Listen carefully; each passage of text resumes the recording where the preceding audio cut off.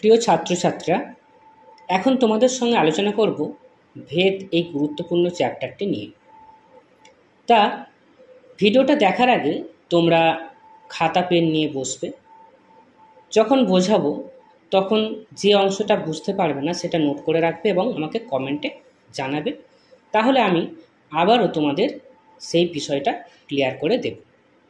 তাই এসো ভেদ অধ্যায়টা শুরু করি। প্রথমে আমরা দেখব যে ভেদ কাকে বলে, অর্থাৎ ভেদটা কি। ভেদটা কি এখন একটা সংজ্ঞাটা বা ডেফিনেশনটা তোমাদের পরীক্ষায় আসে না, কিন্তু বিষয়টা জানা দরকার। সেই জন্য আমি ভেদের ডেফিনেশনটা একটু তোমাদের বলে দিই।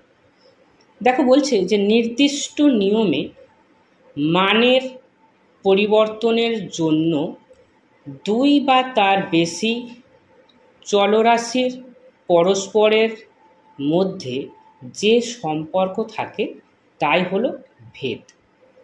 তাহলে এখন এখানে দেখতে পাচ্ছ নির্দিষ্ট একটা নিয়ম। এই নির্দিষ্ট নিয়মটা এখন তোমাদের জানার দরকার নেই। তোমরা যখন বহুপদী সংখ্যামালা করেছো, পরে যখন ম্যাপিং চিত্রণ জানবে তখন বুঝতে পারবে এরকম বিভিন্ন নিয়ম রয়েছে। ঠিক আছে, তা আমি এখন ওটাকে সাইডে রাখছি, ওটা আমার এখন এখানে গুরুত্বপূর্ণ নয়। তাহলে কি মানের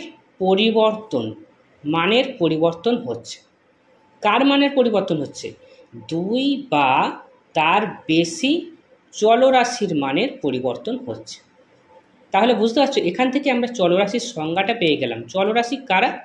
না, যে রাশির মানের পরিবর্তন হয় সেই রাশিটাই হলো চলরাশি। একটা এক্সাম্পল নেওয়া যাক। ধরো তোমার এলাকায়, তুমি যে এলাকায় বসবাস করো, সেখানকার তাপমাত্রাটা আজকে 30 ডিগ্রি সেন্টিগ্রেড। ঠিক আছে, গতকাল ছিল মনে করো 28 ডিগ্রি সেন্টিগ্রেড, আগামীকাল মনে করো 31 ডিগ্রি সেন্টিগ্রেড।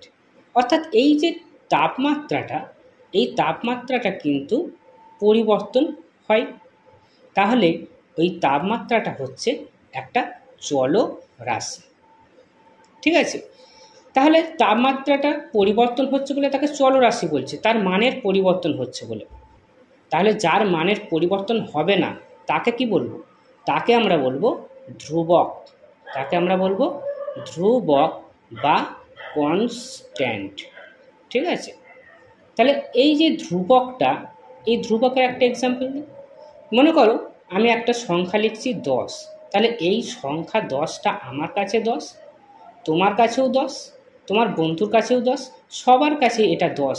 এর মানের কিন্তু পরিবর্তন হচ্ছে না, তাহলে এটা হচ্ছে ধ্রুবক। বোঝা গেল? তাহলে এখানে আমাদের যেটা হলো চলরাশিটা হলো, তাহলে দুই বা তার বেশি চলরাশির পরস্পরের মধ্যে যে সম্পর্ক সেটাই হচ্ছে কি আমাদের ভেদ। ঠিক আছে, এখন এই ভেদটা বোঝানোর জন্য আমি একটু এক্সাম্পল নিই। ধরো আমি দুটো চলরাশি নিচ্ছি, দুটো চলরাশি এক্স আর ওয়াই। এই এক্স আর ওয়াইয়ের মান দেখো আমি নিয়েছি, যখন এক্সের মানটা 9 তখন ওয়াইয়ের মানটা হচ্ছে 6। আবার যখন এক্সের মানটা 12 তখন ওয়াইয়ের মানটা হচ্ছে 8। এখন আমি এখানে একটু ক্যালকুলেশান করব। কি ক্যালকুলেশান করব? দেখো, এখান থেকে আমি এক্স বাই ওয়াইটা নির্ণয় করব। ঠিক আছে, তাহলে এখান থেকে এক্স বাই ওয়াইটা যদি নির্ণয় করি তাহলে কি আসবে? দেখো, X by Y equal to এক্সের কত আছে? এক্সের মান হচ্ছে 9 আর ওয়াইয়ের মান আছে হচ্ছে 6। এই দুটোকে কাটাকাটি করলে 3 3 9, 3 2 6, তাহলে কত পাচ্ছি? 3 2। অর্থাৎ আমি এক্স বাই ওয়াই পেলাম কত? 3 2। আবার এক্ষেত্রেও আমি কি করব? ওই এক্স বাই ওয়াইয়ের মানটা নির্ণয় করলে দেখো এক্সের জায়গায় কত? 12, এক্সের জায়গায় 12 আর ওয়াইয়ের জায়গায় হচ্ছে 8। এটা 4 দিয়ে কাটলে 4 3 12, 4 2 8, তাহলে কত পাচ্ছি? 3 2। এখন এই দুটো কেসেই আমি কি পেলাম? দেখো, এক্স বাই ওয়াই সমান 3 2। এটাতেও পেয়েছি এক্স বাই ওয়াই 3 2, এটাতেও পেয়েছি এক্স বাই ওয়াই 3 2। তাহলে আমি দুটো থেকেই পেলাম কি? এক্স বাই ওয়াই সমান হচ্ছে 3/2। দেখো এক্সটা চলরাশি, ওয়াইটা চলরাশি, তাহলে এই যে দুটো চলরাশি তাদের মধ্যে একটা সম্পর্ক চলে এলো, X equal to 3/2 into Y. এটা হচ্ছে এদের মধ্যে একটা সম্পর্ক। ঠিক আছে, এই যে সম্পর্কটা, এই সম্পর্কটা হচ্ছে কি, এই সম্পর্কটা হচ্ছে ওই দুটো চলরাশির মধ্যে হচ্ছে ভেদ। ঠিক আছে, আচ্ছা এবারে এখান থেকে আমি যেটা বোঝাতে চাইছি সেটা ক্লিয়ার করে দিই। দেখো এখানে এক্সের মানটা 9 ছিল, তার জন্য হচ্ছে 6। এখানে এক্সের মানটা 12 হয়ে গেল, তাহলে 9 থেকে এটা বেড়ে গেল, এটা কি হলো, বেড়ে গেল। তখন দেখো ওয়াইয়ের মানটা 6 থেকে 8, এটাও বেড়ে গেল। তাহলে এক্সের মানটা বাড়ার জন্য ওয়াইয়ের মানটা বেড়ে গেল। তাহলে তোমরা সমানুপাতের ক্ষেত্রে শিখেছিলে সরল সমানুপাত, ব্যস্ত সমানুপাত। তাহলে এটা কি সমানুপাত হতে পারে? তার মানে আমাদের যদি সমানুপাতে বলি, একটা বাড়লে অন্যটাও যদি বাড়ে সেটা কি সরল হয়। ঠিক আছে, তাহলে এটাও হচ্ছে কি সরল, এটা এখানে কি ভেদ, সরল ভেদ। ঠিক আছে, তাহলে এখানে এক্স আর ওয়াইটা কি আছে, এক্স আর ওয়াই যে দুটো চলরাশি, এই চলরাশিগুলো সরল ভেদে আছে।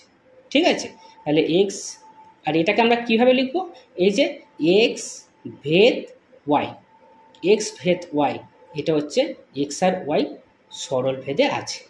আর তাহলে দেখো এখানে এক্স ভেদ ওয়াই, আর এটা কি লিখলাম, এক্স ভেদ ওয়াইটাকে আমরা এইভাবেও লিখতে পারবো, এই যে 3/2 এটা তো ধ্রুবক, এর মানে কোনো পরিবর্তন হয় না। তাহলে এক্স ইকুয়াল টু ধ্রুবক ইন্টু ওয়াই।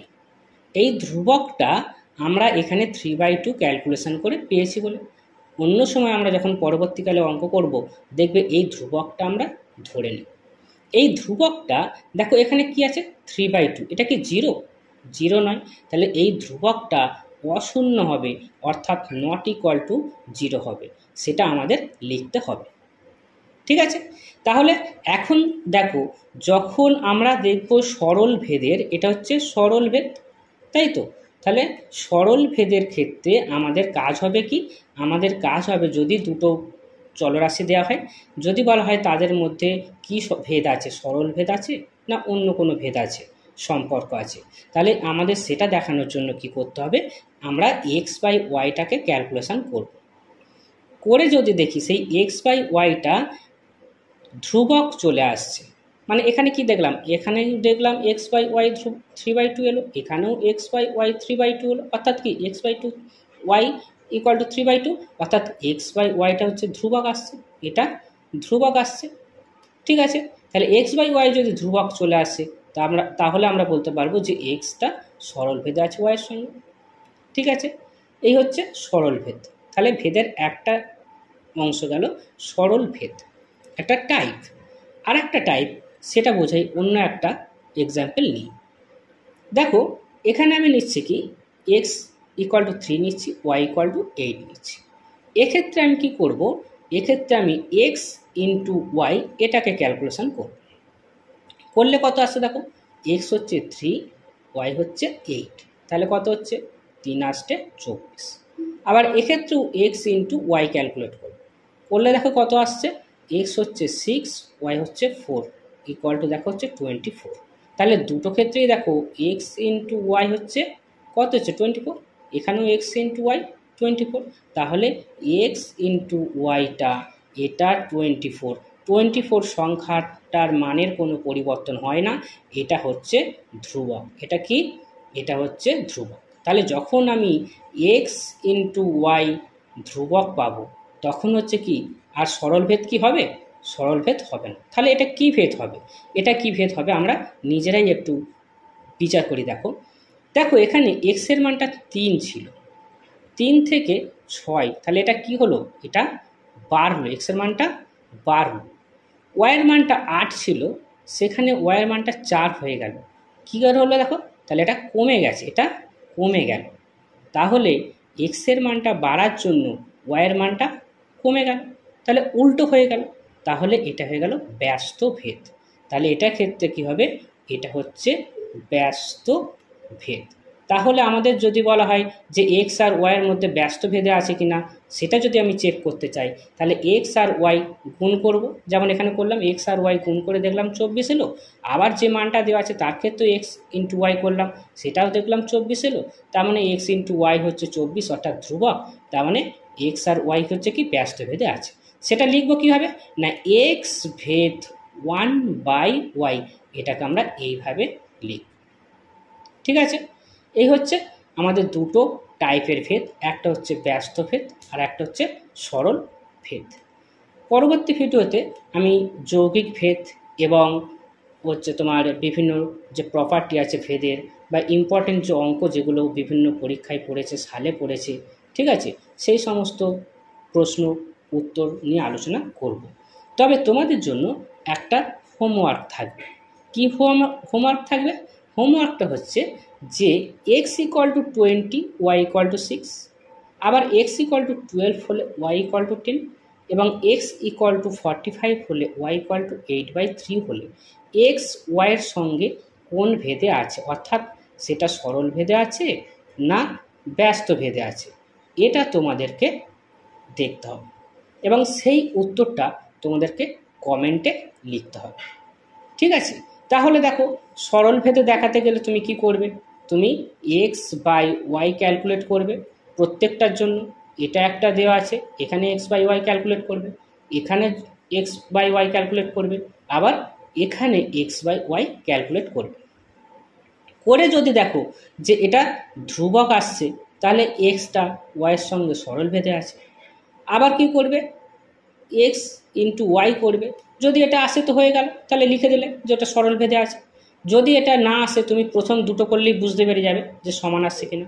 আবার এক্স ইন্টু ওয়াই করবে, তাহলে এক্স ইন্টু ওয়াই করবে এটার ক্ষেত্রে, এটার ক্ষেত্রে, এটার ক্ষেত্রে, করে যদি দেখো যে এটা ধ্রুবক আসছে, তাহলে এক্সটা ওয়াইয়ের সঙ্গে ব্যস্ত ভেদে আছে। তাহলে এটা ক্যালকুলেশনটা করবে এবং উত্তরটা তোমাদের কি হচ্ছে সেটা কমেন্টে জানাবে। যদি কোনো জায়গায় বুঝতে অসুবিধা হয় অবশ্যই কমেন্টে জানাবে, সেই বিষয়টা আমি পরবর্তী ভিডিওতে ক্লিয়ার করে দেব। ওকে, ভালো থেকো, সুস্থ থেকো এবং পরবর্তী ভিডিওতে আবার নতুন বিষয় নিয়ে আলোচনা করব। Thank you.